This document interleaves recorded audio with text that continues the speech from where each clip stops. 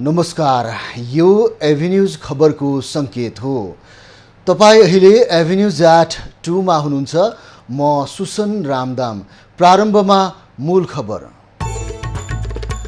नागरिकतामा जनमत विभाजन नगर्न प्रतिपक्ष एमालेको चेतावनी। एमाले मौसम अनुसारको राष्ट्रियता देखाएको कङ्ग्रेसको आरोप। पछिल्लो समय पार्टीमा विचलन देखा परेको माओवादी अध्यक्ष दाहालको गुनासो। स्वार्थ समूह बनाउनेतिर पार्टी अघि बढेको र बिग्रिएको भनाई। माओवादी केन्द्रले आज पदाधिकारी चयन गर्दै देव गुरुङलाई महासचिव बनाउने तयारी।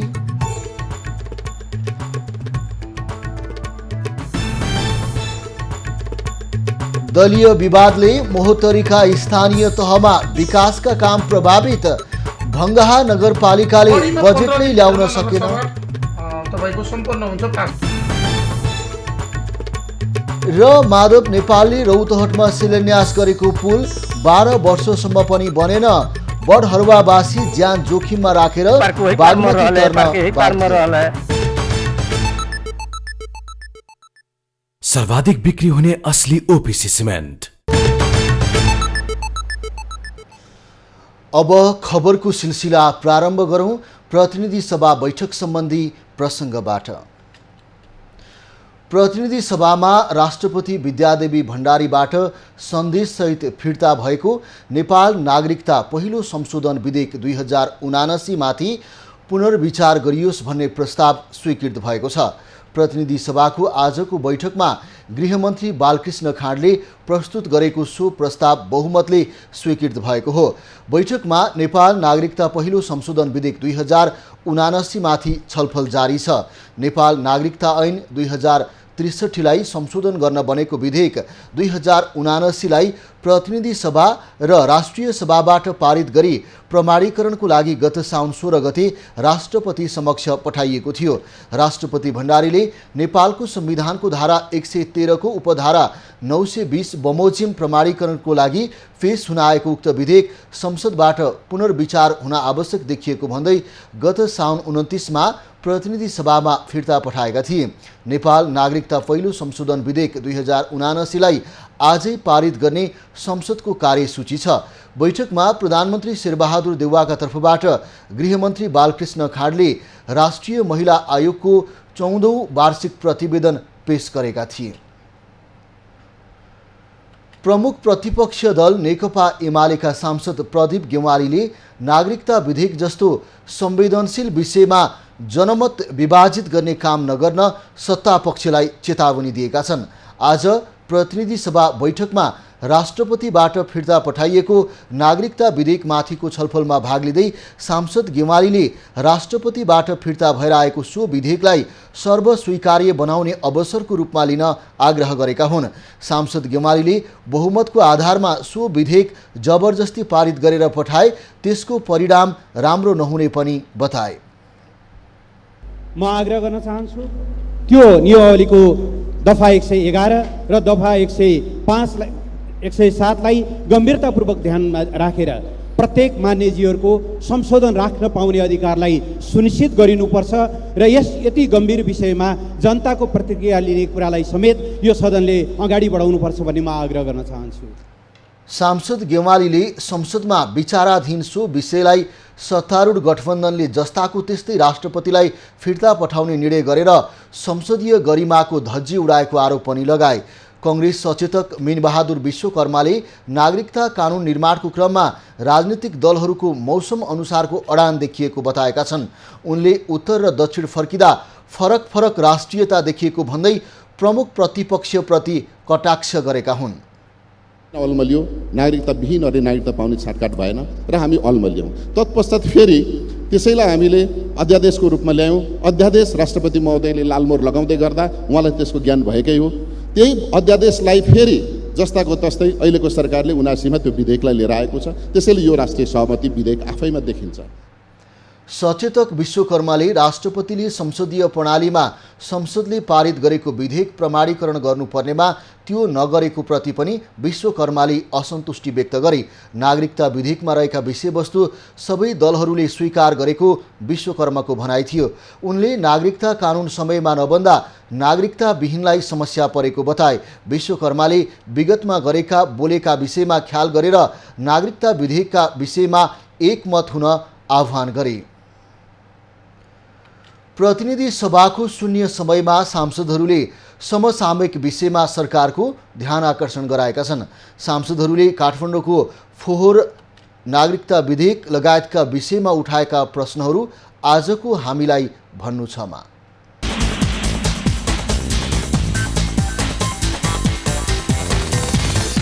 भिआइपी मात्र होइन, भिभिआइपी बस्ने काठमाडौँ सहर पुरानो सभ्यता रहेको राजधानीमा आज फोहोर थुप्रिँदैछ। काठमाडौँ लगायत विकसित हुँदै गरेको सहरको फोहोरको दीर्घकालीन समाधान खोजियोस्। राजनीतिक दलहरूले पनि यसलाई गम्भीरतापूर्वक नलिँदा आज लाखौँ नागरिक अनागरिक भई नागरिकताबाट वञ्चित भएका छन्।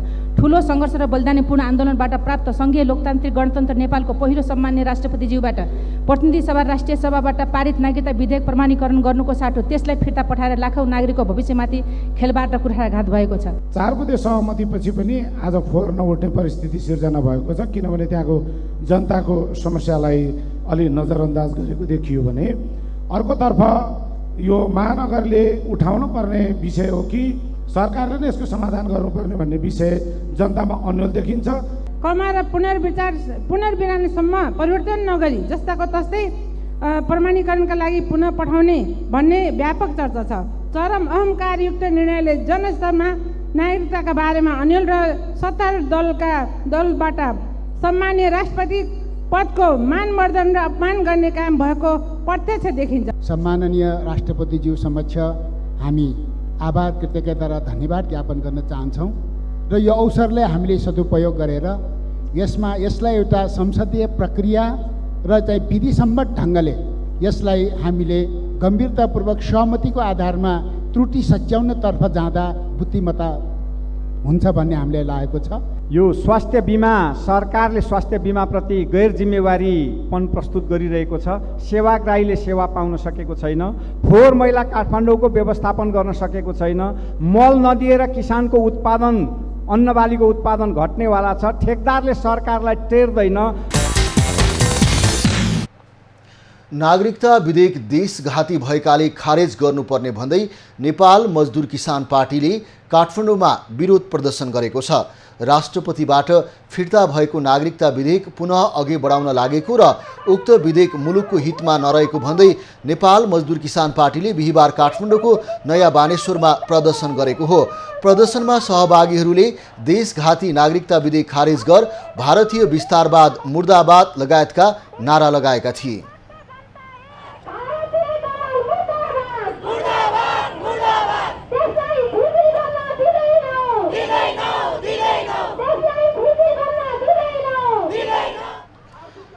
नेपाल मजदुर किसान पार्टीले नागरिकता विधेयकमा पुनः छलफल गरी देशको हितमा सहमतिका साथ अघि बढाउनुपर्ने माग अघि सारेको छ।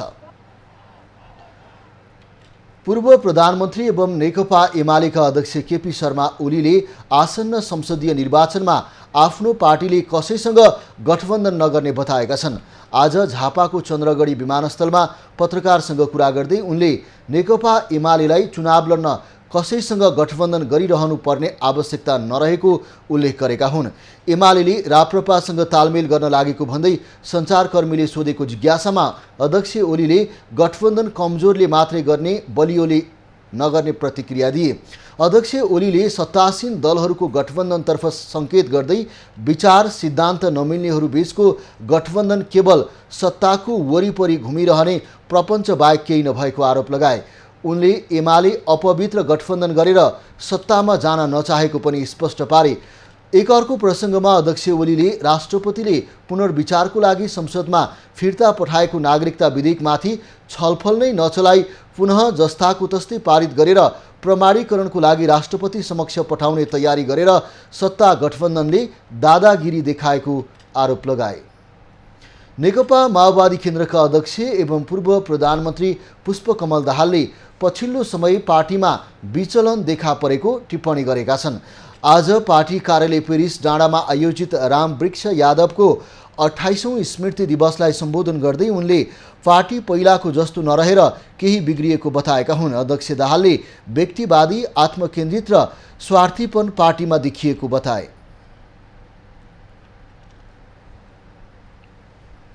हामी हिजोको जस्ता क्रान्तिकारी छैनौँ।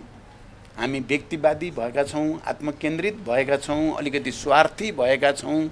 हामीले क्रान्ति, परिवर्तन, समाज, राष्ट्रको निम्ति प्रतिस्पर्धा गरेर त्याग गर्नेतिर होइन, आफ्नै निम्ति कसरी गर्ने भन्नेतिर उद्यत हुन थालेका छौँ। अध्यक्ष दाहालले सामूहिक भावनाद्वारा अघि बढ्ने भन्दा स्वार्थ समूह बनाउनेतिर पार्टी अघि बढेको गुनासो समेत गरे। पार्टीका नेताहरूको मुखमा क्रान्तिकारी रहे पनि व्यवहार, आचरण दैनिकीमा नरहेको दाबी गरे। अध्यक्ष दाहालले व्यक्तिवादी चरित्रका कारण पार्टीको वर्ग चरित्र वा क्रान्तिकारी गतिमा नराम्रोसँग असर परेको बताए। व्यक्तिवादी चरित्रलाई हटाउन नसके क्रान्तिकारी हौँ र हुनुपर्छ भन्ने कुराको औचित्य समाप्त हुने दाहालको भनाइ छ। हामीले भर्खरै महाधिवेशन सम्पन्न गरेर वैचारिक राजनीतिक ढङ्गले फेरि पनि हामी क्रान्तिकारी पार्टी नै बनाउने भन्ने संश्लेषण त गरेका छौँ हामीले। र हामी विचारमा, किताबमा, दस्तावेजमा र कुरा गर्दा मुखमा त हामी अहिले पनि क्रान्तिकारी नै छौँ। अध्यक्ष दाहालले अबका दिनमा पनि माओवादी पार्टी नै क्रान्तिकारी बन्ने सम्भावना भएको दाबी गरे। उनले सिद्धान्त र व्यवहारलाई एक ठाउँमा ल्याएर अघि बढ्नुपर्ने आवश्यकता रहेको बताए। अध्यक्ष दाहालले पुरानै तरिकाले राष्ट्रको आवश्यकता पुरा नहुने भएकाले वामपन्थी आन्दोलनलाई एकीकृत र ध्रुवीकृत गरेर अगाडि बढ्नु अहिलेको आवश्यकता भएको पनि उल्लेख गरे। नेकपा माओवादी केन्द्रको स्थायी समिति बैठक आज बस्दैछ। पार्टी कार्यालय पेरिस डाँडामा बस्ने बैठकले पदाधिकारीको टुङ्गो लगाउने बताइएको छ। पार्टीको 8औं महाधिवेशन भएको लामो समयपछि माओवादीले पदाधिकारी टुङ्गाउन लागेको हो। माओवादीमा महासचिवको लागि वर्षमान पुन र जनार्दन शर्माले दाबी गर्दै आएका छन्। तर अध्यक्ष दाहालले भने देव गुरुङको नाम प्रस्ताव गर्ने तयारी गरेको नेताहरूले बताएका छन्। पार्टीको वरिष्ठ उपाध्यक्षमा नारायण काजी श्रेष्ठ र उपाध्यक्षमा कृष्णबहादुर महरामा सहमति जुटिसकेको छ। गत पुसमा सम्पन्न पार्टीको 8औं महाधिवेशनबाट अध्यक्षमा दाहाल सर्वसम्मत चयन भए पनि अन्य पदाधिकारी चयन हुन सकेका थिएनन्। केन्द्रीय समिति, स्थायी समिति, पोलिट ब्युरो सदस्यको नाम पनि हिजो नै टुङ्गो लागेको छ। त्यो नामलाई पनि आजको बैठकले अनुमोदन गर्ने नेताहरूले बताएका छन्। साथै बैठकमा आसन्न निर्वाचनको रणनीति, आजै प्रतिनिधि सभामा अघि बढ्न लागेको नागरिकता विधेयक र सत्ता गठबन्धनमा सिट बाँडफाँडलाई लिएर देखिएको समस्याका बारेमा पनि छलफल हुनेछ। निर्वाचन आयोगले आउँदो मङ्सिर 4 गते एकै चरणमा हुने प्रतिनिधि सभा र प्रदेश सभा सदस्य चुनावका लागि प्रभावकारी सुरक्षा व्यवस्थापन गर्न सरकारलाई 4 बुँदे निर्देशन दिएको छ। सुरक्षा योजना तयार गरी उपलब्ध गराउन आयोगले सरकारलाई निर्देशन दिएको हो। स्थानीय चुनावबाट प्राप्त निचोड तथा सुरक्षा संवेदनशीलताका आधारमा मतदान स्थल तथा मतदान केन्द्रको सुरक्षा योजना प्रबन्ध गरी कुनै पनि मतदान केन्द्रमा अवरोध नहुने अवस्थाको सुनिश्चितता गर्न पनि सरकारलाई भनेको छ। विशेष कारणवश कुनै पनि मतदान केन्द्रमा मतदान कार्यमा अवरोध हुने वा गर्ने अवस्थामा निर्वाचन कसुर तथा सजाय ऐन बमोजिम आवश्यक कारबाही हुने जानकारी दिन पनि आयोगले भनेको छ। आयोगले सुरक्षाकर्मी कम हुने अवस्था भएमा सुरक्षाको थप व्यवस्थाको लागि सेवानिवृत्त तालिम प्राप्त नेपाली सेना, नेपाल प्रहरी, सशस्त्र प्रहरी बल नेपाल, राष्ट्रिय सेवा दललाई प्रयोग गर्न पनि भनेको छ। त्यस्तै स्थानीय तहका नगर प्रहरी तथा चुनावमा भर्ना गरिएका तालिम प्राप्त जनशक्तिलाई नियुक्ति दिए परिचालन गरी निर्वाचन सुरक्षा व्यवस्था गर्न सकिने आयोगको भनाइ छ। काठमाडौँबाट सर्लाही जाँदै गरेको नाइट बसले रौतहटमा अटोलाई ठक्कर दिँदा 3 जनाको मृत्यु भएको छ। चन्द्रपुर नगरपालिका 2 लचकामा बस र अटो रिक्सा ठोकिँदा अटोमा रहेका 3 जनाको घटनास्थलमै मृत्यु भएको हो। मृत्यु हुनेमा सर्लाहीको बागमती नगरपालिका 2 का 49 वर्षीय ढकबहादुर लुङ्गेली मगर, 39 वर्षीय प्रेम ठाडा मगर र अटो चालक 39 वर्षीय रवि मगर रहेको प्रहरीले जनाएको छ। ढकबहादुरकी श्रीमती सबिना लुङ्गेली मगर गम्भीर घाइते भएकाले थप उपचारको लागि वीरगञ्ज पठाइएको छ।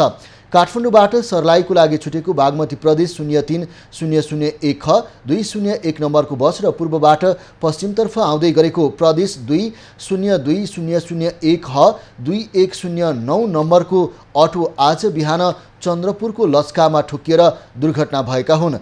बसका चालकलाई प्रहरीले नियन्त्रणमा लिएको छ। बन्चरे डाँडामा फोहोर विसर्जन गर्ने सहमति भएको 24 घण्टा पनि नबित्दै स्थानीयले आज बिहानदेखि फोहोर फाल्न अवरोध गरेका छन्। काठमाडौँबाट फोहोर बोकेर गएका गाडीहरूलाई आज बिहान स्थानीयले रोकेका हुन्। स्थानीयले प्रहरी नियन्त्रणमा रहेका एक व्यक्तिलाई बिनाशर्त रिहा गर्न माग सम्बोधन नभएको आरोप लगाएका छन्। हिजो प्रशासनसँग भएको 4 बुँदे सहमतिमा रिहाईको विषय उल्लेख थिएन। प्रशासनले मौखिक सहमति गरे पनि पक्राउ परेका व्यक्ति नछाडेको आरोप स्थानीयको छ। फोहोर बोकेको गाडी तोडफोड गरेको आरोपमा प्रहरीले एकजना स्थानीयलाई नियन्त्रणमा लिएको छ। बुधबार काठमाडौँ, धादिङ र नुवाकोटका प्रमुख जिल्ला अधिकारी, जनप्रतिनिधि र स्थानीयबीच फोहोर फाल्न अवरोध नगर्ने 4 बुँदे सहमति भएको थियो। धरान उपमहानगर प्रमुख हर्क साम्पाङ राईले आफूले 100 दिनमा गरेका कामको विवरण सार्वजनिक गरेका छन्। प्रमुख भएपछि 100 दिनभित्र के काम गरियो भन्ने प्रश्न सोध्नेलाई जवाब भन्दै उनले 13वटा कामका विवरण सार्वजनिक गरेका हुन्।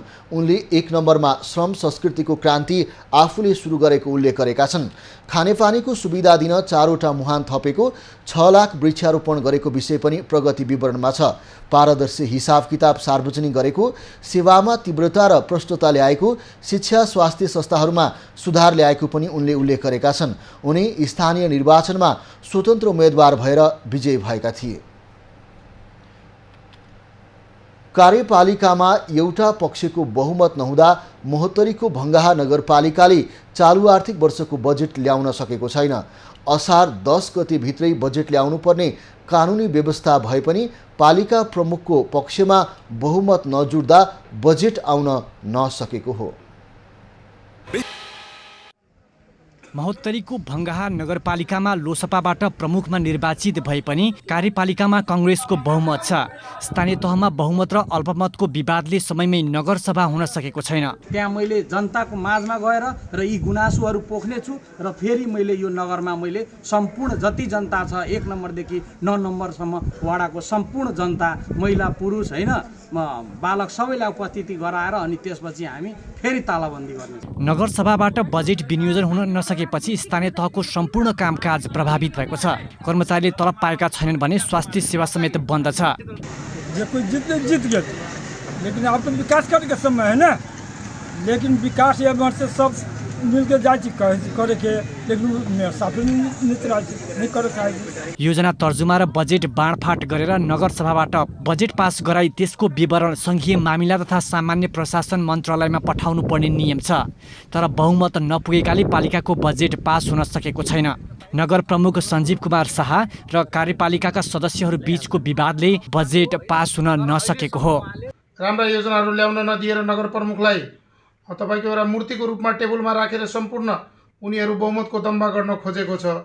त्यो कारण पनि एउटा समस्या हो। तर म तपाईहरुको बीचमा जानकारी गराउन चाहन्छु कि यो बढीमा 15 दिनभित्रमा नगरसभा तपाईको सम्पन्न हुन्छ, पास हुन्छ। नगर प्रमुखसँग, किनकि यहाँको कर्मचारीहरू धेरैजना हाम्रो छ करारमा, स्वास्थ्य सेक्टरमा, तपाईको नगरपालिकाको हैन सहायकमा, सबै ठाउँमा छ, कम्प्युटर अपरेटरमा। तर अहिलेसम्म उहाँहरूको केही विकल्प छैन भएको, हाजिरी भएको बनेको छैन, हाजिरी गराएको छैन। यसको मतलब के हो? स्थानीय सरकार सञ्चालन गर्न स्थापना गरिएका महोत्तरीका स्थानीय तहका कार्यालयहरूमा यतिखेर झडप गर्ने थलोमा परिणत भएका छन्। नयाँ जनप्रतिनिधि चयन भएको पहिलो वर्षमै स्थानीय तहहरूमा विवाद देखिएको छ। कमलेश मण्डल, महोत्तरी।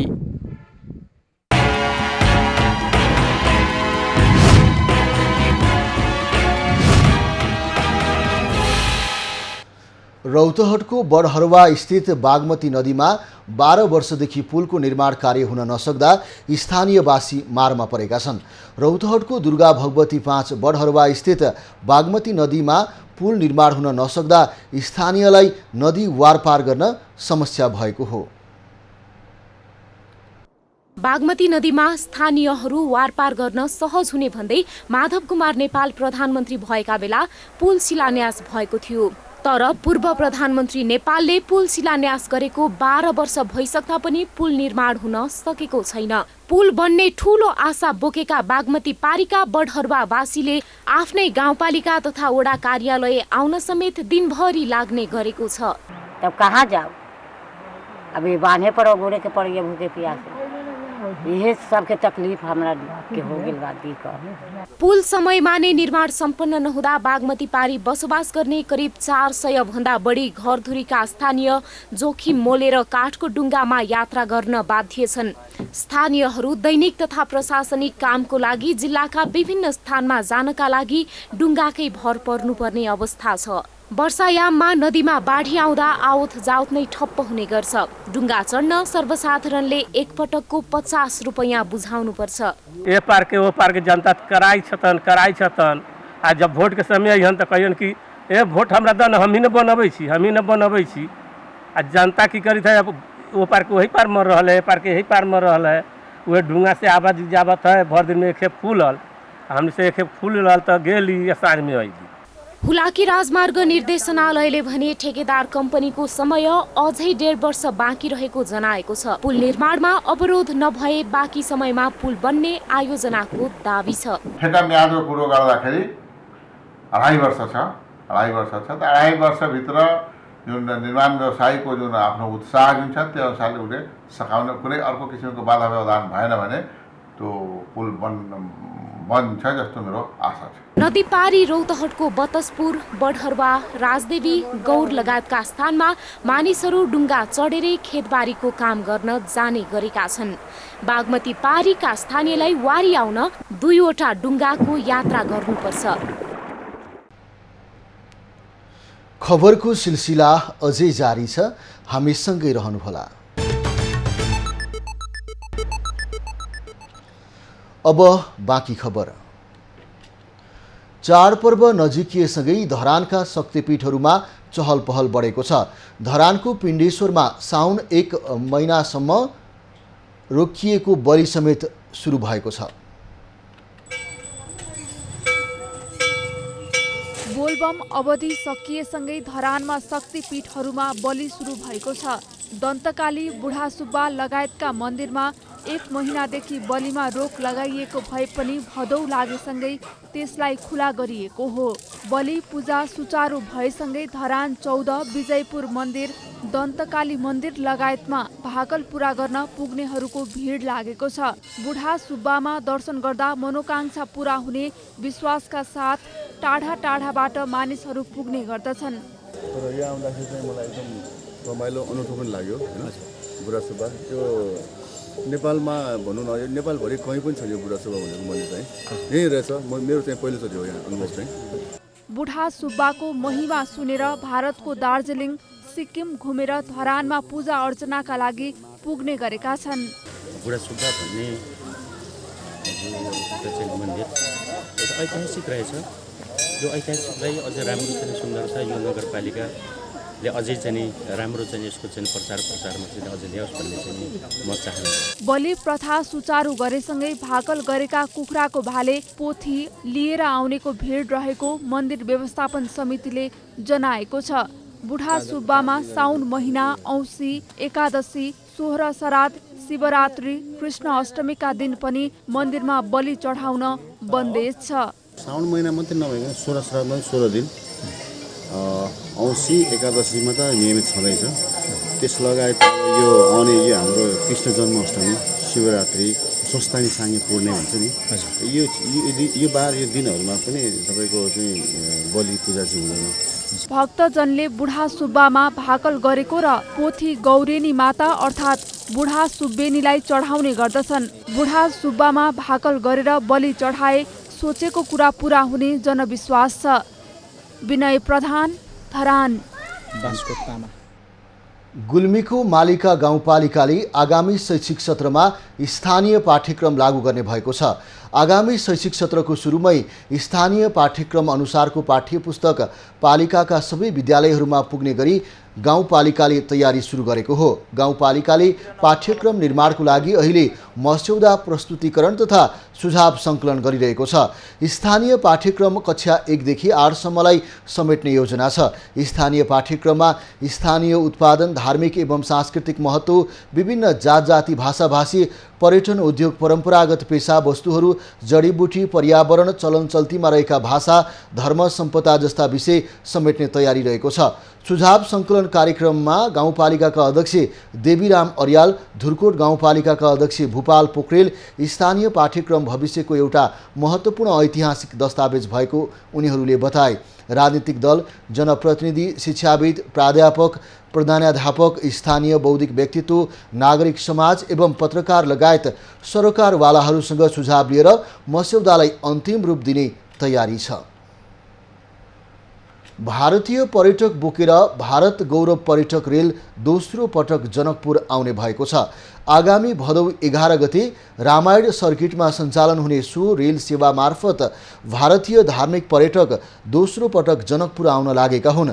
जयनगर जनकपुर कुर्था रेल मार्गमा नियमित रेल सेवा सञ्चालन भएपछि पहिलो पटक गत असार 9 गते करिब 600 भारतीय पर्यटक जनकपुर आएका थिए। रेलमा भारतको राजधानी नयाँ दिल्ली लगायतका सहरबाट भारतीय पर्यटक हुने नेपाल रेलवे कम्पनीले जनाएको छ। रेलले भारतको अयोध्या, नन्दीग्राम, सीतामढी, बनारस, प्रयागराज, चित्रकूट, पञ्चवटी, नासिक, हम्पी, रामेश्वरम र भद्राचलम जस्ता प्रख्यात धार्मिक गन्तव्यका साथै नेपालको जनकपुरमा अवस्थित धार्मिक क्षेत्रलाई जोड्नेछ। रेलमा करिब 600 को सङ्ख्यामा भारतीय पर्यटक रहने बताइएको छ। सिन्धुलीका किसानले लगाएको धानमा बेरुवा रोग देखा परेको छ। रासायनिक मल र कीटनाशक औषधिको प्रयोग बिनै रोपेको धानमा रोग देखा परेपछि किसान चिन्तित भएका छन्। दुधौली, कमलामाईका माडीफाँट, गौमती फाँट, भिमान र निबुवाटार, कमलाखोज क्षेत्रको धानमा बेरुवा रोग देखिएको हो। त्यस्तै मरिड, कपिलाकोट र महादेव स्थान, 3 पाटनको चदाहा लगायतका धान पकेट क्षेत्रमा पनि बेरुवाको समस्या देखिएको छ। धान बालीमा देखा परेको पात बेरुवा रोग नियन्त्रणको लागि कृषि ज्ञान केन्द्र र स्थानीय तहले पनि चासो देखाएका छैनन्। बेरुवा रोगका कारण यो वर्ष धान उत्पादन घट्ने चिन्ता किसानको छ। सिन्धुलीमा 34,000 हेक्टरमा धान खेती हुँदै आएको छ। सरकारले दुर्गम क्षेत्र र लक्षित वर्गका विद्यार्थीलाई निःशुल्क विद्युतीय चुलो वितरण गर्ने लक्ष्य लिए पनि कार्यान्वयनमा ढिलासुस्ती भएको छ, जसका कारण चुलोका लागि आवेदन दिएका विद्यार्थीमा अन्योलता छाएको छ। लेन अनुशासनको पालना नगर्नेलाई ट्राफिक प्रहरीले दिनहुँ कारबाही गर्छ, तर पनि चालकले अटेरीले गर्दा नियम उल्लङ्घन हुने क्रम भने उस्तै छ। ट्राफिक व्यवस्थापन सरकारको प्राथमिकतामा पर्न नसक्दा बनेका नियम पनि फितला देखिएका छन्। यति बेला हामी काठमाडौँको चाबेल चोकमा छौँ। हामी यहाँ रहेको 2 मिनटको अवधिमा 32 वटा सवारी साधनले लेन अनुशासनको उल्लङ्घन गरेका छन्। त्यसै गरी हामीसँग भएको केही बेर अगाडिको रेकर्ड अनुसार काठमाडौँको नक्साल भाटबटेनीमा सोही समय अवधिमा 50 वटा सवारी साधन, माइती घरमा 16 वटा, थापाथलीमा 14 वटा र शहीद गेटमा 1 मिनेट 4 सेकेन्डको अवधिमा 20 वटा सवारी साधनले लेन अनुशासन मिचेका छन्। यसैबाट प्रश्न हुन्छ कि हामी सडक अनुशासन पालना गर्नमा कति संवेदनशील छौँ भनेर। लेन अनुशासन त पालना गरिन्छ हैन, अब यस्तै छ। अब के गर्नु, अलिकता केही गल्ती भयो कि चिट काटिदिइहाल्छ। त्यो समस्या नै हुन्छ। अर्को लेनबाट आफ्नो अर्को लेनमा आउँदा समस्या त भइहाल्छ नि। एउटाले अगाडि चाहिँ गएर बस्दाखेरि म पछाडि पछाडि एउटा धर्को मेच्यो भनेर त्यसमा पनि चिट हानेको छु। महानगरीय ट्राफिक प्रहरीले सचेतनाका लागि ठाउँ ठाउँमा सवारी सङ्केत पनि राखेको छ, तर सर्वसाधारणदेखि सरकारी नम्बर प्लेटका सवारी साधनलाई त्यसको कुनै परवाह छैन।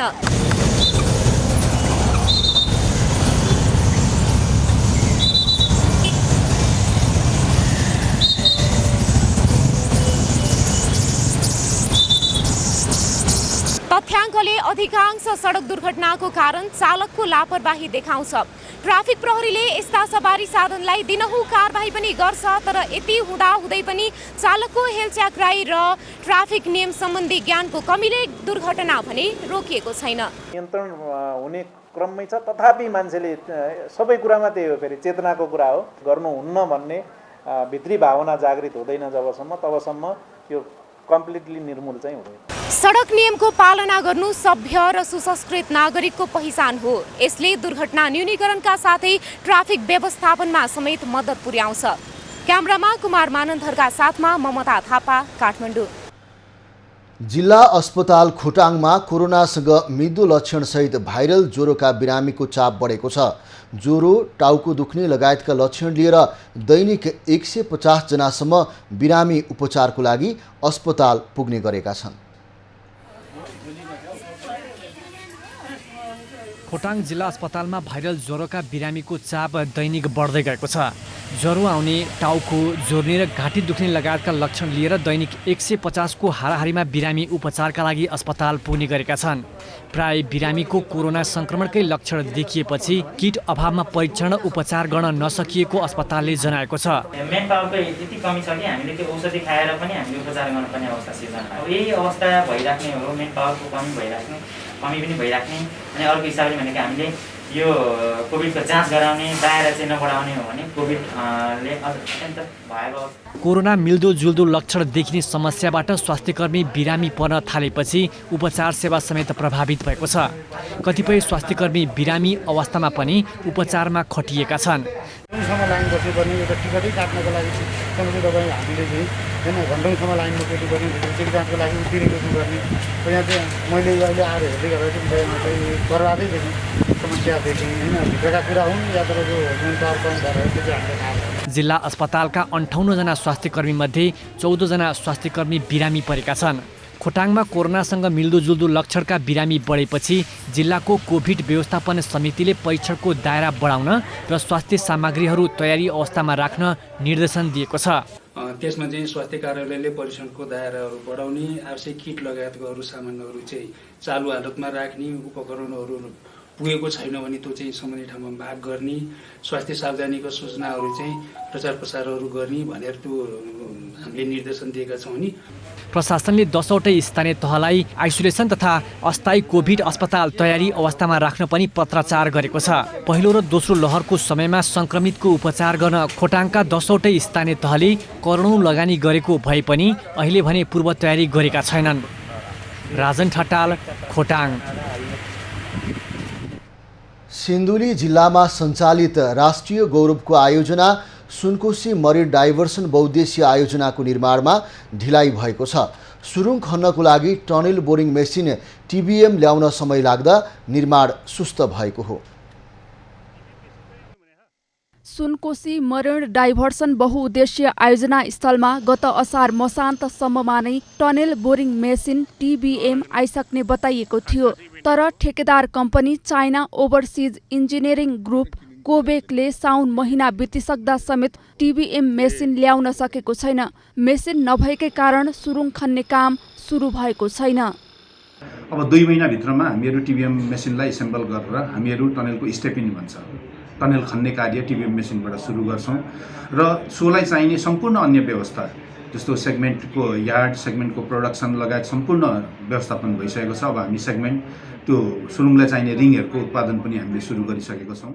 सुनकोशी मरिन डाइभर्सन बहुउद्देश्य आयोजना र ठेकेदार कम्पनी कोबेक बीच भ्याट बाहेक 10 अर्ब 5 करोड 68 लाख रुपैयाँमा सन् 2025 को अगस्तभित्र निर्माण सम्पन्न गर्ने गरी सम्झौता भएको थियो।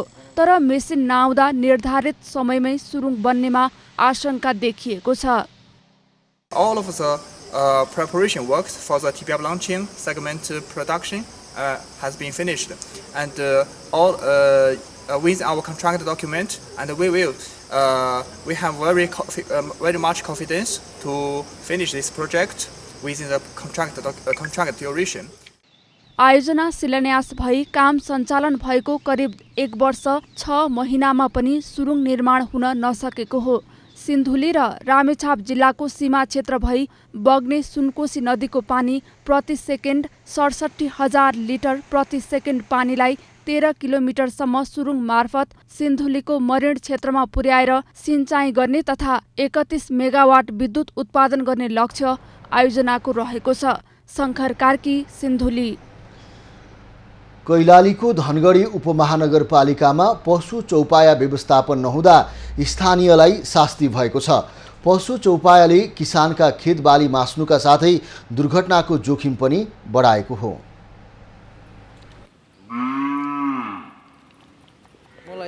पछिल्लो समय धनगढी बजार सवारी चापका कारणले अत्याधिक भिड हुने गरेको छ। त्यसैमाथि छाडा पशु चौपायाले किसानका बाली मास्नुका साथै सडकमा दुर्घटनाको जोखिम पनि बढाएको हो। छाडा चौपायाले बाली नाली सखा पारिदिएपछि किसानहरूले हैरानी खेप्नु परेको छ। ल्याएर बाटोघाटो छोडिदिन्छन् होइन, अब गौशालामा पुर्याइदिन्नन्, बाटोमा अब जङ्गलहरूमा पनि यस्तो झाडीहरूमा बाँधेर राखिदिन्छन्। अब त्यो छुटेर जाने हो, खेततिर खान्छ, सताइरहेछ सर। अब खान्छन् खेतीहरू, जङ्गलको पनि आउँछ जनावरहरू। अब हाम्रो त जङ्गल नजिकै पनि छ खेत। छाडा पशु चौपायाको व्यवस्थापनमा विभिन्न सङ्घ संस्था तथा स्थानीय तहले काम गरिरहेको भए पनि त्यसको व्यवस्थापन भने अगाडि बढ्न नसकेको स्थानीयवासी बताउँछन्। साथै गौशालामा रहेको पशु चौपाया दिनकै मर्ने गरेकाले गौशाला नजिकका स्थानीयलाई असहज भएको छ। भाउ खान नपाएर मर्छन्, भाउ कसरी मर्छन्। दिनको 4 गाई 5 गाई नमरे दिनै हुन्न, तर वनमा हड्डी मात्र छ। कहीँ पनि गन्दाले बस्नै सकिन्न, बाटोमा पनि हिँड्न सकिन्न। बाटोमा बसेर मरेको गाई पनि जङ्गलतिर फालिदिनुहुन्न, फेरि बाटोमा यस्तो गन्दा हुन्छ हिँड्नै सकिन्न। धनगढी उपमहानगरपालिकाले वडा नम्बर 7 को देवहरियामा तथा समुदायबाट वडा नम्बर 3 मा गौशाला बनाएको भए पनि सडक तथा बजार क्षेत्रमा अझै गाईबस्तुको सङ्ख्या घटेको छैन। यसको व्यवस्थापनका लागि वार्षिक कार्य योजना बनाई गौशालालाई थप व्यवस्थित गरेर स्थानीयको जिम्मा लगाउने धनगढी उपमहानगरको योजना छ। यो वर्ष जति सक्छौँ हामी यो वर्ष गर्छौँ, अर्को वर्ष जति सक्छौँ अर्को वर्ष गर्छौँ। यो 5 वर्ष चाहिँ नि लगातार हामी चाहिँ नि त्यो गौशालालाई व्यवस्थित गर्नमा चाहिँ नि धनगढी उपमहानगरपालिकाले बजेट पनि विनियोजन गर्छ र कार्यक्रम पनि त्यसै अनुसार लान्छ। छाडा चौपाया व्यवस्थापनका लागि स्थानीय तहहरूले लाखौं रकम खर्च गरिसकेका छन्, तर अहिलेसम्म छाडा चौपायाको समस्या समाधान नहुनाले त्यो रकम बालुवामा पानी हाले सरह भएको आरोप समेत लाग्न थालेको छ। राजन जयगढी, कैलाली।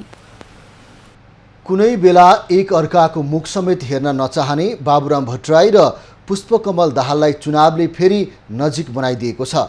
आरोप प्रत्यारोप सहित छुट्टिएको सशस्त्र विद्रोहकालीन जोडी संसदीय निर्वाचन घोषणासँगै पुनः नजिकिएका हुन्। त्यो भ्रष्टाचारको यति नराम्रो दलदल उहाँ फसिसक्नु भएको छ। एउटा माओवादको मुखुन्ड अगाडि राखेर जस्तो खालको हरकत उहाँ गरिराख्नु भएको छ, उहाँसम्म कुनै पनि त्यस्तो सम्भावना म देख्दिनँ। कुरा गर्नु बाबुराम त माओवादी नै होइनन्, अब तिनको त हिसाबले भयो। कुनै समय यसरी एक अर्कालाई सत्तो सराप गर्ने नेकपा माओवादी केन्द्रका अध्यक्ष पुष्पकमल दाहाल र नेपाल समाजवादी पार्टीका अध्यक्ष बाबुराम भट्टराई पुनः एकै ठाउँमा उभिने भएका छन्। संघीय निर्वाचनले दुवै नेतालाई अहिले एकै ठाउँमा उभ्याउने भएको हो। माओवादीलाई चुहिएको घर र रातो स्टिकर भन्दै 2072 असोज 9 मा तत्कालीन एकीकृत नेकपा माओवादीबाट अलग भएका भट्टराई तत्काललाई कार्यगत एकता र दीर्घकालमा एकै पार्टी बनाउने बाटोमा अघि बढेका हुन्। हामी दुईटा पार्टीहरूको बीचमा चुनावी तालमेल गरेर अगाडि बढ्छौँ र हाम्रो लक्ष्य चाहिँ आगामी दिनमा एउटा बृहत राजनीतिक अग्रगामी शक्तिहरूको ध्रुवीकरण गरेर देशलाई विकास, सुशासन, समृद्धिको दिशामा लिएर जाने हाम्रो सङ्कल्प छ। भट्टराई जस्तो अप्ठ्यारो मानिसलाई 25 वर्ष झेलेको भनेर नकारात्मक टिप्पणी दिँदै आएका माओवादी अध्यक्ष दाहाल पनि अहिले कुम जोड्न तयार देखिएका छन्। घुम्दै फिर्दै रुम्जा टार भने झै दुवै नेता अहिले हँसिया हथौडाको चिन्ह सहित सँगसँगै चुनावी मोर्चामा जुट्न तयार भएका हुन्।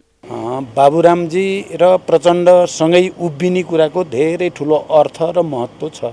हामी उभियौँ, अब कसैले रोकेर रोकिँदैन। त्यो ठुलो कुरा हो भनेर म भन्न चाहन्छु। राजनीतिक जीवनकालमा 3वटा पार्टी निर्माणमा समय खर्चेका भट्टराई भर्खरै दर्ता गरेको चौथो दलबाट चुनाव जित्न नसक्ने आकलन सहित माओवादीसँग नजिकिएका हुन्। माओवादीबाट छुटेदेखि पार्टी खोल्ने र सहकार्य गर्ने कामले फाइदा नदिएपछि दाहाल नै ठिक अनुभूति गरेर उनी सत्ता स्वार्थका लागि माओवादीमा फर्केको विश्लेषकको भनाइ छ। वैकल्पिक पार्टी बनाउने उहाँको जुन रहर थियो त्यो रहर पुरा भएन। उहाँले राष्ट्रिय एजेन्डालाई सम्बोधन गर्न सक्नु भएन। त्यसपछि उहाँ चाहिँ फेरि जसपामा जानुभयो। जसपामा पनि खोइ उहाँको किन टिकेन, किन मिलेन, के कुरा मिलेन।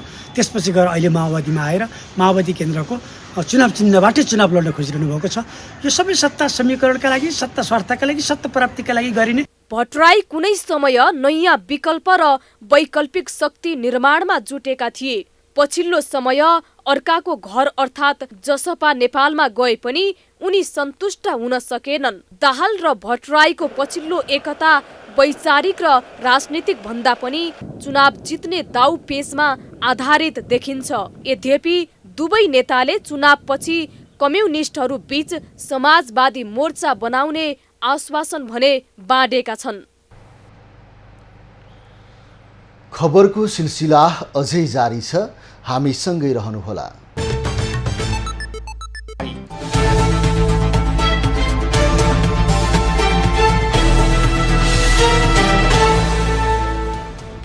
नेकपा एमालेका अध्यक्ष तथा पूर्व प्रधानमन्त्री केपी शर्मा ओली आज गृह जिल्ला झापा पुगेका छन्। 3 दिनसम्म गृह जिल्लामा रहने ओलीले कार्यकर्ता भेला, उद्योगी व्यवसाय भेलालाई सम्बोधन गर्ने कार्यक्रम छ।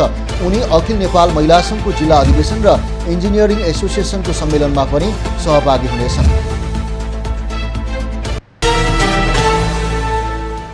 काठमाडौँ क्षेत्र नम्बर 8बाट सुमन सायमेले प्रतिनिधि सभा सदस्य निर्वाचनमा उम्मेदवारी दिने भएका छन्। उनले मङ्सिर 4मा हुने निर्वाचनमा प्रतिनिधि सभातर्फ काठमाडौँ क्षेत्र नम्बर 8बाट उम्मेदवारी दिने औपचारिक घोषणा गरेका हुन्। स्वतन्त्र रूपमा उम्मेदवारी दिन लागेको पनि सायमेले जानकारी गराएका छन्। काठमाडौँ महानगरपालिकाले 15 दिनभित्र कलङ्कीमा रहेको खसी बजार हटाउन निर्देशन दिएको छ। वडा नम्बर 14मा पर्ने बल्खु खोलामा जोडिएको करिब 7 रोपनी 8 आना जग्गामा रहेको खसी बजार हटाउन महानगरले निर्देशन दिएको हो। नदी प्रदूषण भएको र फोहोर मैलाका कारण वातावरणमा गम्भीर असर परेको भन्ने उजुरी आएकाले खसी बजार हटाउन लागि महानगरले आज जारी गरेको सूचनामा उल्लेख छ। नेपाल सुनचाँदी व्यवसायी महासङ्घका अनुसार आज सुनको मूल्य तोलामा 300 रुपियाँले घटेको छ। आज छापावाला सुन तोलामा 95,900 र तेजाबी सुनको मूल्य 95,400 कारोबार भइरहेको छ। प्रति तोला 15 रुपियाँले घटेर चाँदी 1,195 रुपियाँमा कारोबार भइरहेको छ।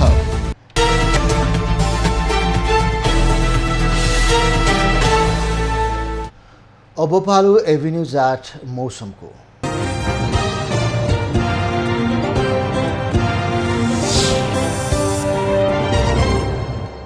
हाल मनसुनको न्यून चापियो रेखा सरदर स्थानभन्दा दक्षिणमा रहेको छ।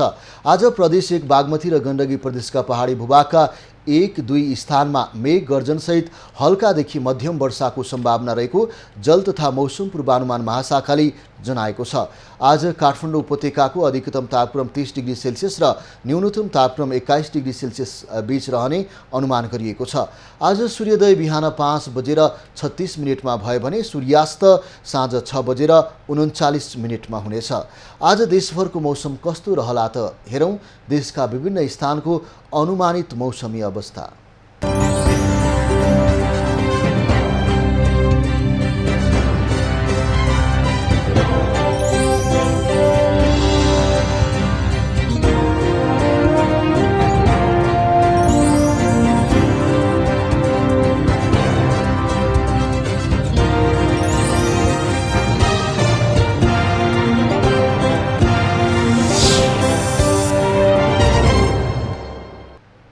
अहिलेलाई खबरको क्रम यति नै। एभिन्यूज खबरका यी सहित अन्य विस्तृत खबरको लागि www.avenews.tv लगइन गर्न सक्नुहुनेछ।